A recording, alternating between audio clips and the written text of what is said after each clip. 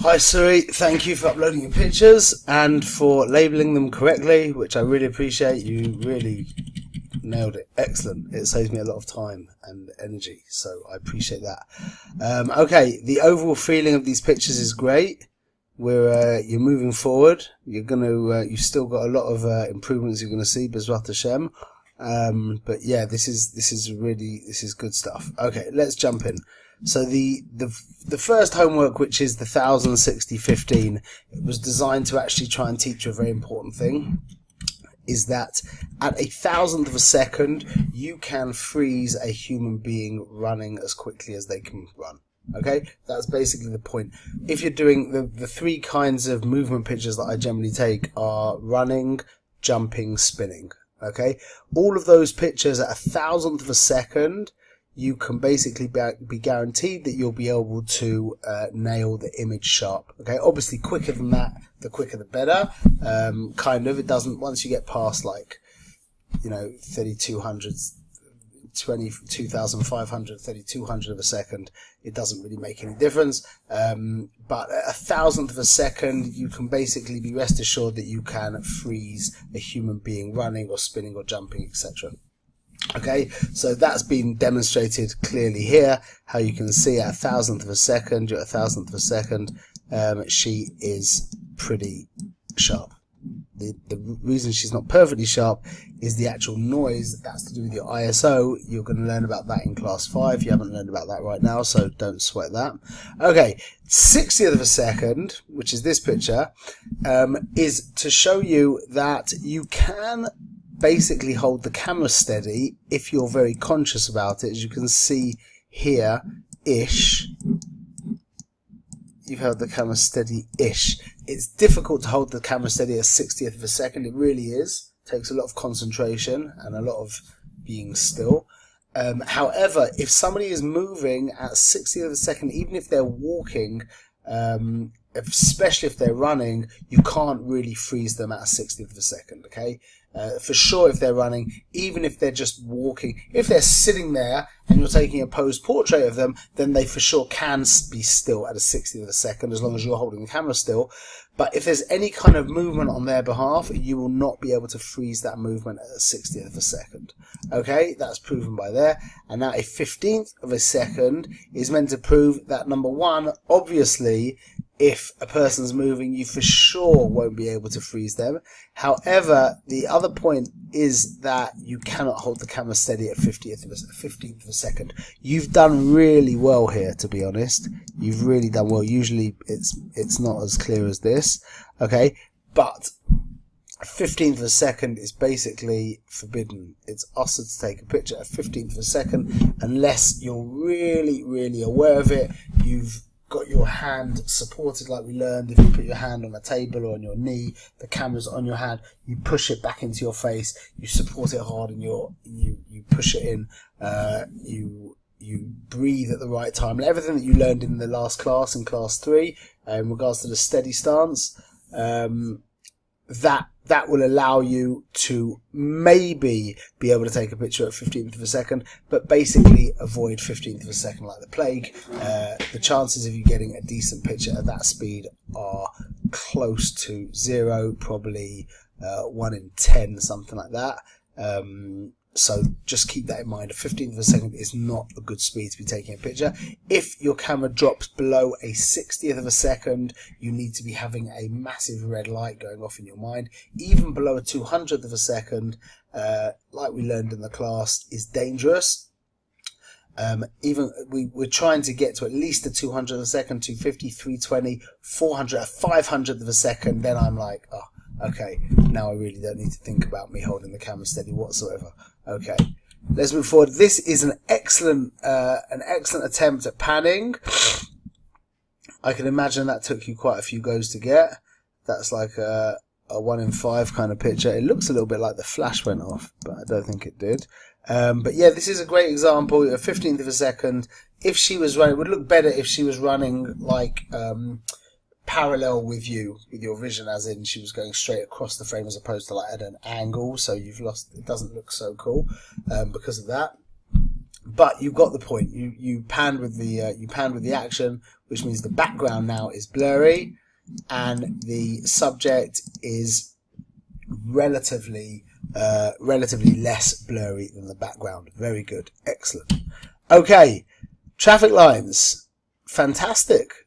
That is a great. That I really appreciate that you took the time out and you went wherever this is.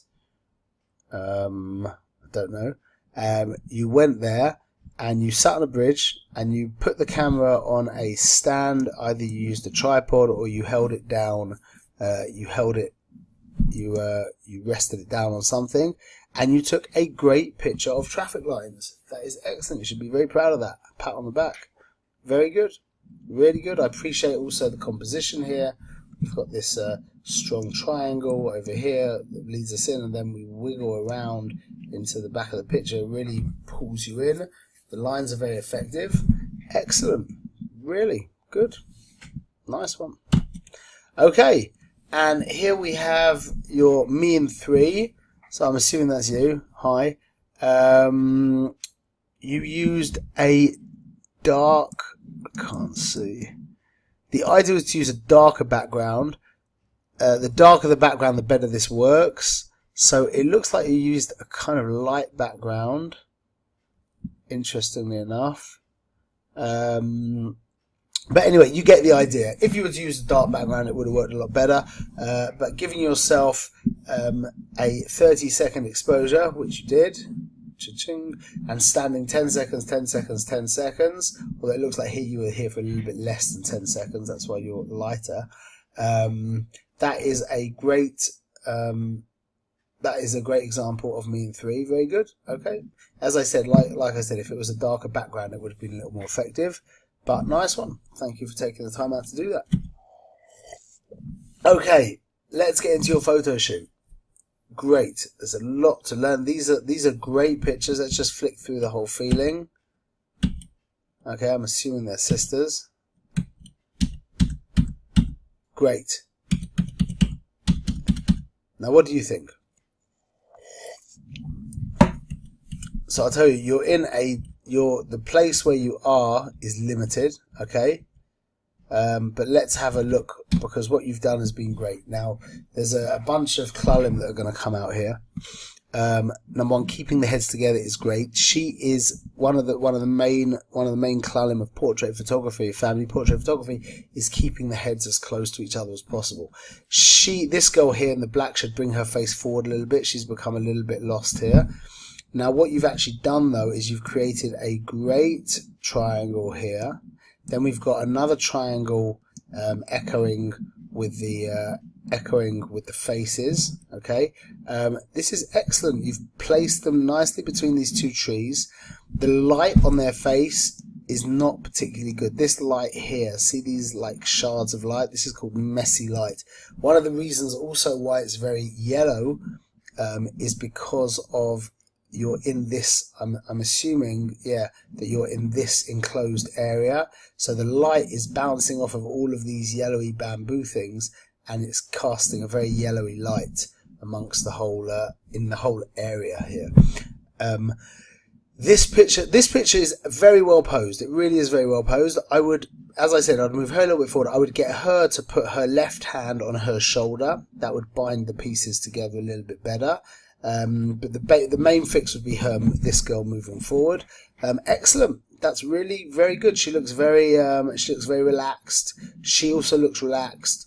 I think if she was to move her hand over there, it would give her a slightly more natural feeling. But it's still pretty good. That is an excellent picture. Okay, be aware of the light. You'll fix that for next time, okay? But this is going to be a big part of your improvement in photography, is trying to find the right light, the beautiful, simple light, as opposed to complex and messy light, which are going to, over the weeks, you're going to start tasting as I critique you over these pictures, and you'll start realizing, that's good, that's not good, and you'll start feeling it for yourself, and very quickly you'll be nailing it, B'ezrat Hashem. Okay, so now she's gotten lost here a little bit. This does not help anything. Okay, in regards to like putting in texture or shooting through trees and stuff, I'm a big fan of that. But you have to fill a lot of space You have to be really in amongst the tree, and our subject should be in a small opening, being surrounded by all of this greenery.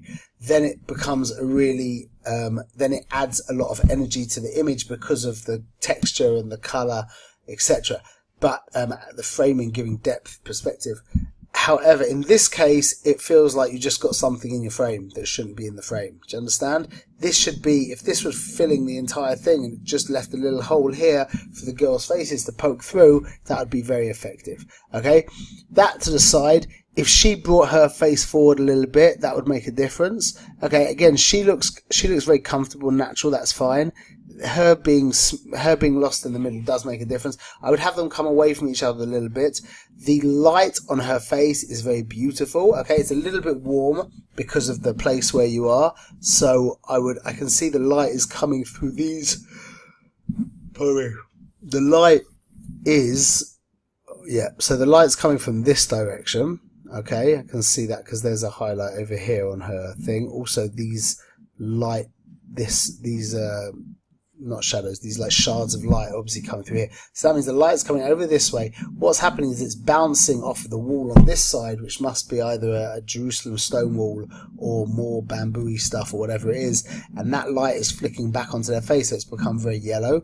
Okay, that would really be impossible to avoid in this situation, in this place.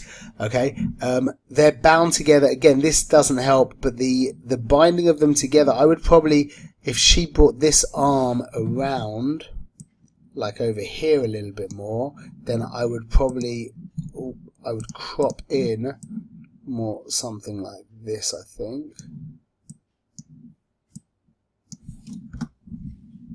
Copy more, something like that. Great. This is great stuff for class 3. This is excellent. You're going to look back at these pictures in a couple of weeks and think, wow, look at where I've come to. But saying that, they're good and you should feel excellent about what you're doing, because this is a great beginning. This really is great. Okay. Okay. It's cute. It's not the kind of picture that I take. That's fine if you want to do stuff like this. It looks like I would probably center it a bit better. I don't understand why there's more room here than over here. Also, I'd probably put her in the middle, so we created a that kind of shape. Just make the shape a little more interesting. I feel that pictures like this have a limited commercial application, like a limited commercial value.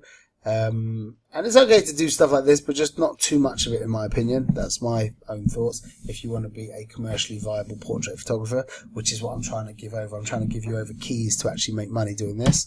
Okay, this is cute. This is nice. Again, the thing with the sisters, you can do stuff like that. I don't personally do things like this, but it's all good. That's fine. Doing some, maybe making more of a thing would be better. I've done pictures in the past where they've created like frames and stuff and people poke through and all kinds of things. That's cute, especially with sisters.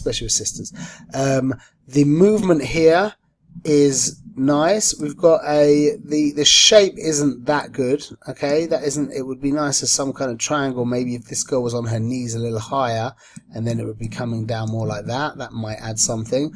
Or to crop out something like this. Okay, that's quite nice. Okay, the light on their face is nice. Okay, they need to be brightened up a little bit. Maybe we could do that in post. But the flow along here, I like the hands, how the hands are. So it goes like this, dun, dun. Okay, and comes back. That's a nice way of binding together your subjects. Good. Okay, now here you're going to learn the rule. I mean, one thing here which is very easy to get rid of is this thing. That's a bit of a problem. You're going to learn a rule which is the background should be a comparable exposure to the subject, which might not even mean that much to you right now, but you'll learn it in class 6. Class 5, class 6, that the background should be a comparable exposure to the subjects, and this is an example of where that isn't the case. So you end up with this white, although it would look like it was a nice sunset at the time, but you end up with a white hole where all the energy of the picture falls through. The actual posing of these girls is great. It really is great. I do appreciate that. And if there was some kind of, I mean, this area is a little bit bland, and this is for sure bland, but we could have saved it with an awesome sunset, but you just don't have the equipment. You would need to use flash in this situation, and to be shooting raw. Both of those things you don't know about, I wouldn't imagine right now, and you might not have the equipment as well. But anyway, so that's the basic issue with this picture. That could be taken away very quickly, but you've done excellent. I love the movement here. You've got this girl's turned inwards. This is a big clal in portrait photography, that the people on the outside should be facing inwards to constantly create this like moving inwards like that. Okay, and she's moving inwards like that. So the actual movement, we also got this nice shape over here. The actual movement is going inwards constantly, which means we're not falling out of the picture. Excellent. Excellent. So you've done really, really well. In regards to taking, let's just show you how we can take the yellow out of here a drop. Let's open this in Lightroom.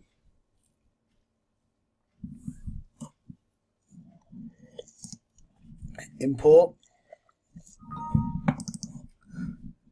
Develop.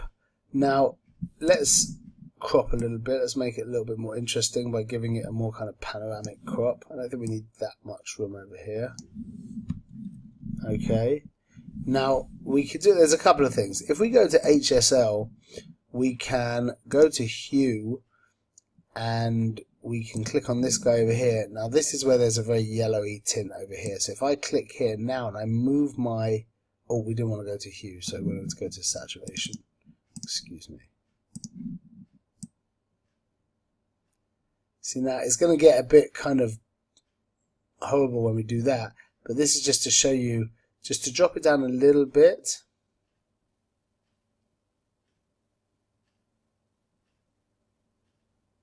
Just a little bit. Okay, and we're going to add back now, using our brush tool, we're going to add back some saturation in the background, which is nice to be a bit more vibrant. Just painting it roughly. That's one of the nice things about Lightroom, is you really don't have to be too precise.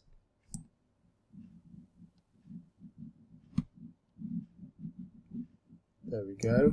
I think I'm going to just a slight brighten on her face.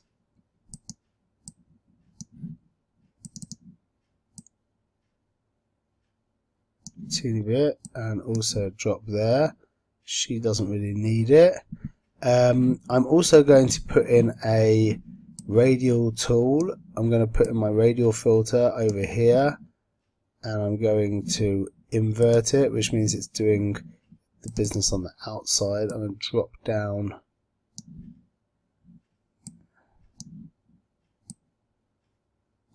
But I think I'm also actually going to duplicate this, and I'm going to go back inside, and I'm going to brighten stuff up a teeny little bit.